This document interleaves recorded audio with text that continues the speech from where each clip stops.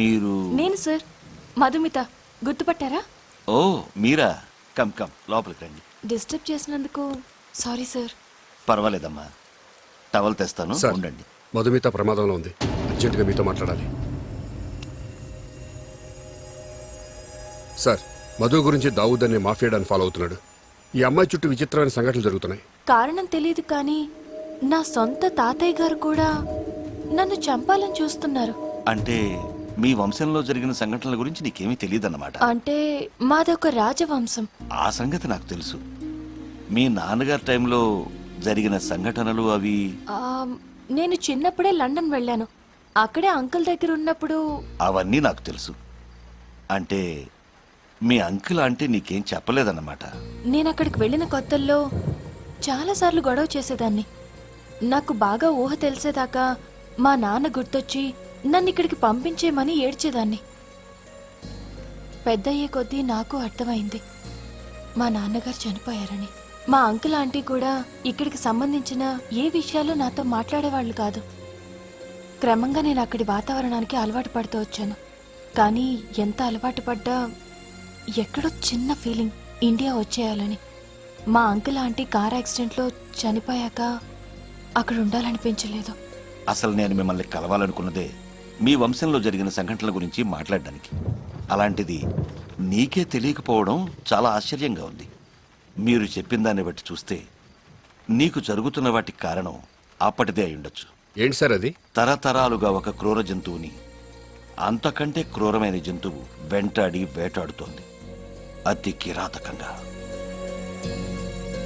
అర్థం కాలేదా? డబ్బు. మనిషి అనే క్రూర జంతువుని డబ్బు అనే అతి క్రూరమైన జంతువు వేటాడుతూనే ఉంది.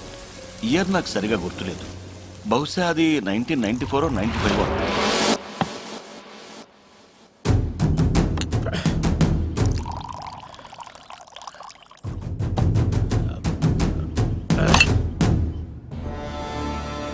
నవ్వేందుకు చాలు, ఇంకెన్నాళ్ళు ఈ మౌనం? ఇంకా చాలు, నేను ఆడి సంగతి తేల్చేస్తా. గజపతి, నీ ఆవేశం బలం చూపడానికి ఇది యుద్ధరంగం కాదు. ఓర్పుతోనూ నేర్పుతోనూ ఆడాల్సినటువంటి సదరంగం. ఎప్పుడు ఏం చేయాలో ఏమిటో తండ్రిగా నేను చెప్తాను, విను. ఇప్పటి వరకు అదే చేశా. దానివల్ల మనకేమొరిగింది? వాడు విధులించే ముష్టి తప్ప. మీరాడిన చదరంగాలు బొంగరాలిక చాలు, నా ఆట నేనే ఆడతా. గజపతి, గజపతి! ఆగండి చిన్నబాబు. అయ్యా, మీ నాన్నగారు చెప్పిందే నిజం. ఈ రహస్యాన్ని ఛేదించాలంటే కావాలి. దివాను దివానుగానే ఉండు.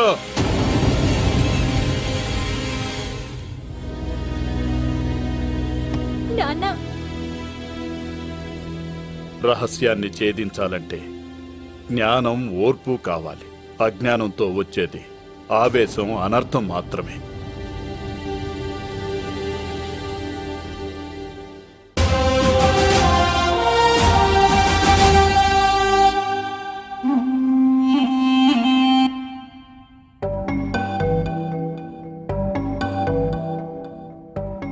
అన్నగారు, మీతో కొంచెం మాట్లాడాలి. దేని గురించి? ఆస్తి గురించి. ఆస్తిపాస్తుల గురించి మేం మీతో మాట్లాడేదేంటి? మీకేం తక్కువ చేశాం?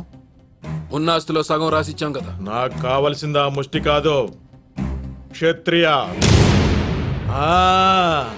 నాకా క్షత్రియ కావాలి, క్షత్రియ కావాలి.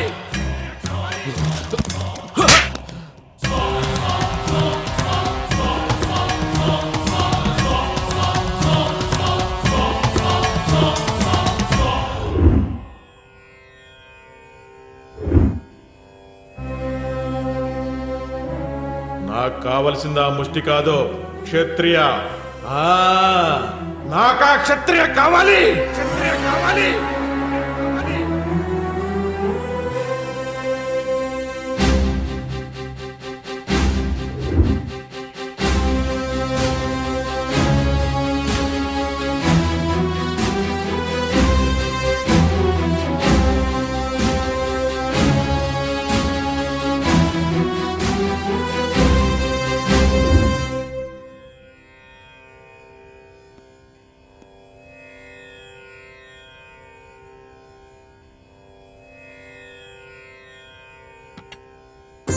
ప్రజల సంక్షేమం కోసం దాచిన ఈ సంపద కాలం కర్మం కలిసి రకాల రహస్యంగానే ఉండిపోయింది.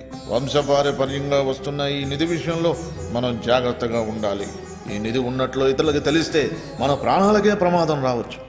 ఎందుకంటే ప్రపంచంలో అన్నిటికంటే క్షుద్రమైనది డబ్బే నాయనా. నాన్నగారు, నన్ను క్షమించండి. నిధి రహస్యాన్ని బయటికి తెలియకుండా నేను కాపాడలేకపోయాను.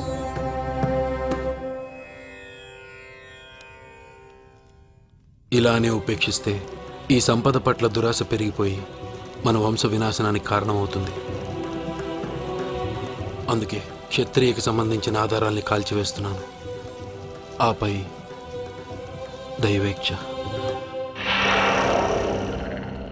అయ్యగారు ఆ నిధికి సంబంధించిన రహస్యాలన్నీ కాల్చేస్తున్నారండి. కొంప మునిగింది కొర్రో.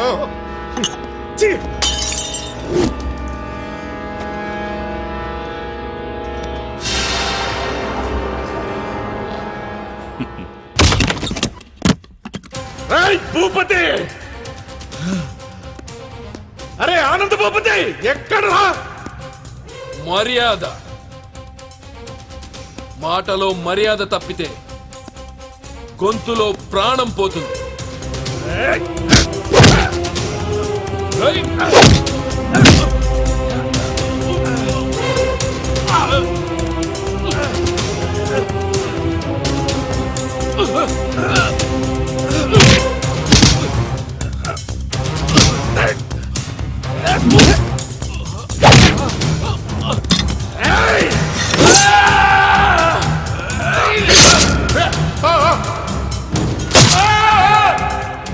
క్షత్రియ అనే నిధి గురించి అన్నదమ్ముల మధ్య రగిలిన ఉద్వేగాలతో వారిద్దరూ ప్రాణాలు కోల్పోవడం చూసిన మీ తాతగారు దయాపతి పక్షవాతం పాలయ్యారు. ఆ కోపంతోనే ఇప్పుడిలా నీ మీద కక్షగట్టి నిన్ను చంపాలని చూస్తున్నారనుకుంటా. వంశపారంపర్యంగా వస్తున్న ఆ నిధికి సంబంధించిన వివాదాలే ఇప్పటి నీ సమస్యలకు కారణమై ఉండొచ్చు. ఇంత తెలిసి మీరు ఇంకేం తెలుసుకోవాలనుకుంటున్నారు? అంటే మీకు కూడా నిధి పట్ల ఏమన్నా? నాది ప్రొఫెషనల్ క్యూరియాసిటీ, వృత్తిపరమైన కుతూహలం. అది డబ్బు దీంతన కత్తి